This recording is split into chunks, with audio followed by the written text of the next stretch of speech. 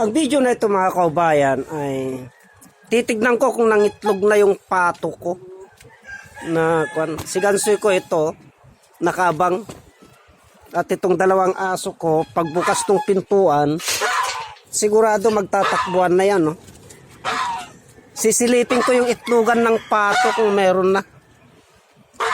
At nangunguna na itong si Gansoy hanggat naglalakad po ako. Bali yung pong itlogan ng pato mga kaubayan. Sisilipin ko po.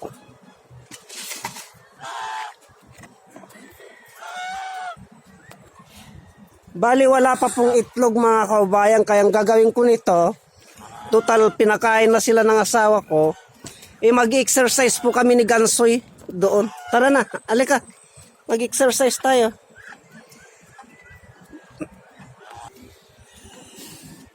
Bali mag-exercise na lamang kami ni Gansoy mga kaubayan.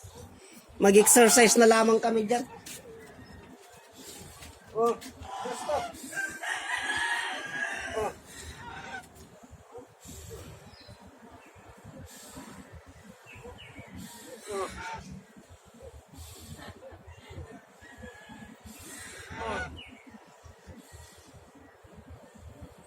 Oh. Ganito. Oh. Oh. Mabigat ba yan pa? Mabigat? Hawakan mo. Payat? Hawakan mo. Ay, naku. Kukain pa ako.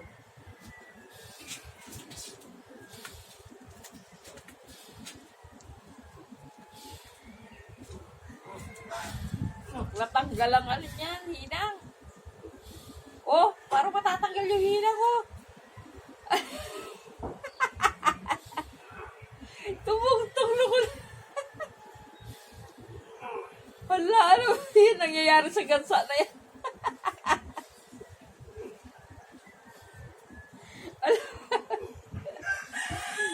Tingnan mo na ako.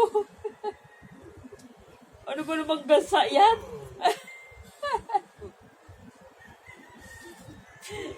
Tingnan mo ginagawa. Ala, hindi na kaya. Baba na. Baba na.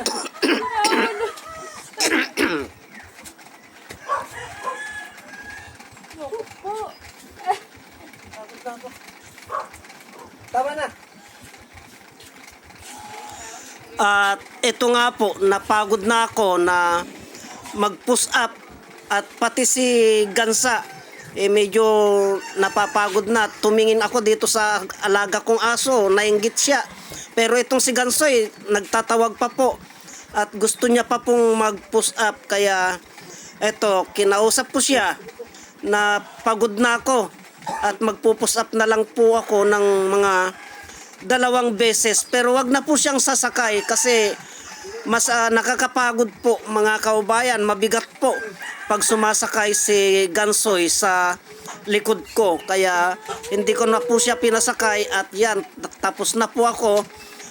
Masakit na po yung katawang ko, kaya ito ay magpapahinga na po ako, pero si Gansoy parang gusto niya pa, kaya abangan nyo po yung mga kasunod na videos nito. Marami pong salamat.